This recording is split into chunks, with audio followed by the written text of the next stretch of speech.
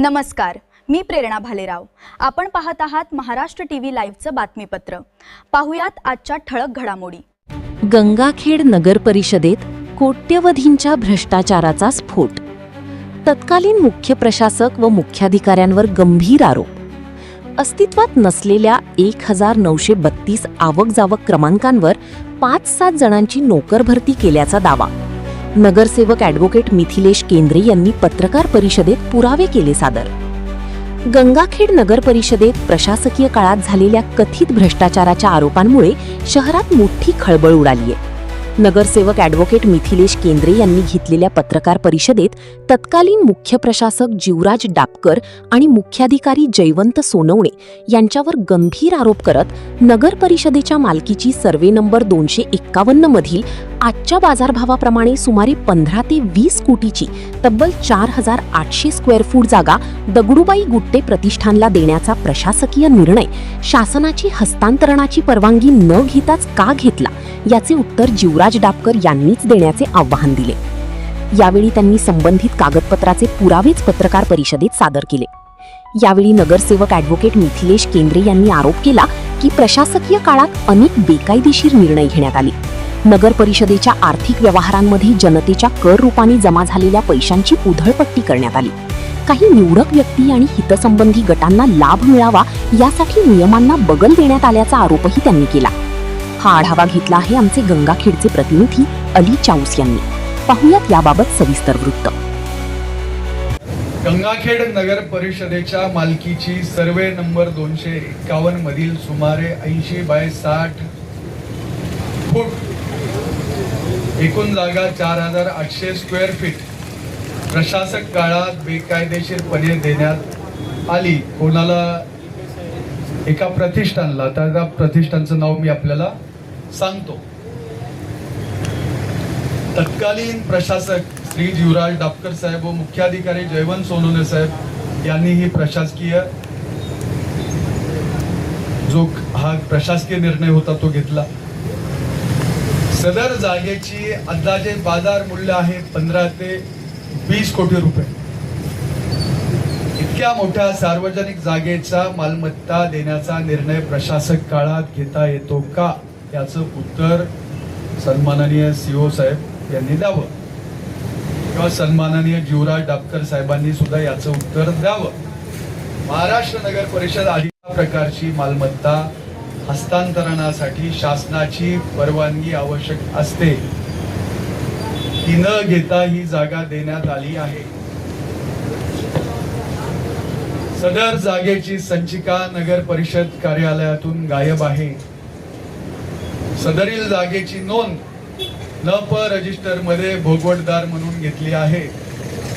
परंतु भोगवटदारचे नियम महाराष्ट्र जमीन महसूल 1966च्या तरतुदीनुसार पूर्वीचे अतिक्रमण धारकाला 1 जानेवारी 2011 पूर्वीचे असेल तर फक्त 500 ते 1500 स्क्वेअर फीट जागा देण्यात येते. दिली किती? 4800 स्क्वेअर फीट. आणि सदर जागा कुठल्या प्रतिष्ठानला देण्यात आली तर त्या प्रतिष्ठानचं नाव आहे मातोश्री दगडूबाई गुट्टे प्रतिष्ठान. आता हे प्रतिष्ठान कोणाचं आहे, कोणाच्या नावानं आहे, याचा संचालक कोण आहे याचा आपण सर्वांनी त्याची माहिती घ्यावी. एवढा गंभीर स्वरूपाच्या मी तर म्हणतो हे यांच्यावर फौजदारी स्वरूपाचे गुन्हे दाखल पाहिजे.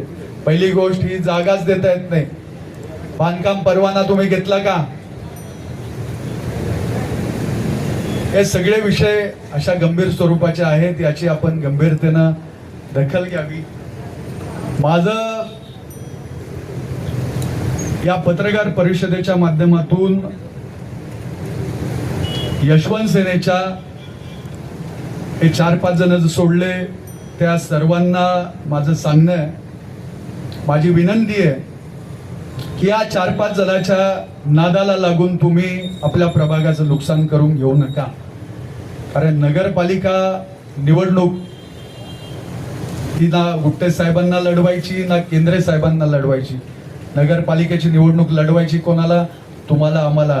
लोकांच्या प्रश्नाला उत्तरं कोणाला द्यायची, तुम्हाला आम्हाला. त्याच्यामुळं विरोधी परिषदेमध्ये जे 34 बेकायदेशीर संशयित जे काही 34 लोक आहेत, त्यापैकी 34, मला पहिल्यांदाच या ठिकाणी स्पष्ट करायचे की सर्व 34च्या 34 लोक हे इल्लीगल नाहीत. त्याच्यातले काही नियमात आहेत, पण गेल्या 2 वर्षामध्ये ज्या काही इल्लीगल पद्धतीनं बेकायदेशीर नियुक्त्या करण्यात आल्या, त्या बाबतीत मी आपल्याला काही खुलासे करणार आहे.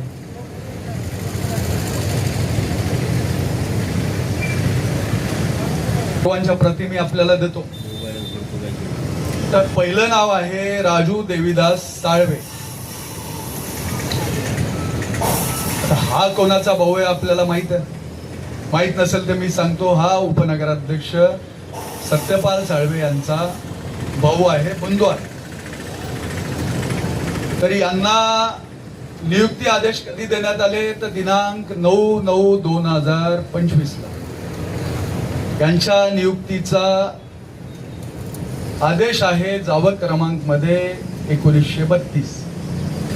आणि यांना गंगाखेड नगर परिषदेचे जे मुख्याधिकारी आहेत जयवंत सोनवणे यांनी त्यांना त्यांची कुठल्या पदावर नेमणूक केली तर डायरेक्ट मुकादम.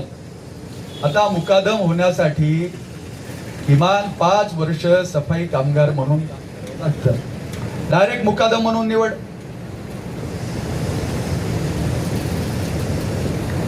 पण गंमत अशी आहे की हा जो नियुक्ती आदेश दिनांक आहे हा अजून एका माणसाला दिलेला आहे.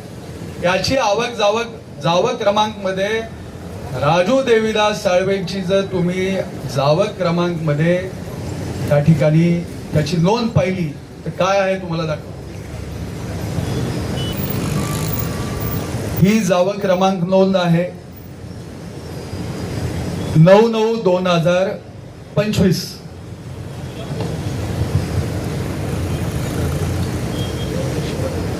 क्रमांकाची या ठिकाणी कॉपी देतो. जावक क्रमांकामध्ये असा उल्लेख आहे की संपादक दैनिक महाराष्ट्र प्रतिमा निविदा सूचना प्रसारित करण्याबाबत ही जावक क्रमांकामध्ये याची नोंद आहे. 9/9/2025 ला नियुक्ती झाली. त्यांचा नियुक्ती क्रमांक आहे 1932. त्याची जावक क्रमांक मध्ये इकडं नोंद काय आहे, संपादक दैनिक महाराष्ट्र प्रतिमा निविदा सूचना प्रसिद्ध करण्याबाबत. ही अत्यंत गंभीर बाब आहे. त्यानंतर नंबर काय होता 1932 दिनांक 9/9/25. आता अजून एक त्या ठिकाणी कर्मचारी आहेत, त्यांचं नाव आहे महादेव लिंबाजी ओगले. ओगलेला सुद्धा त्याच दिवशी म्हणजे 9/2/2025 या रोजी त्यांची नियुक्ती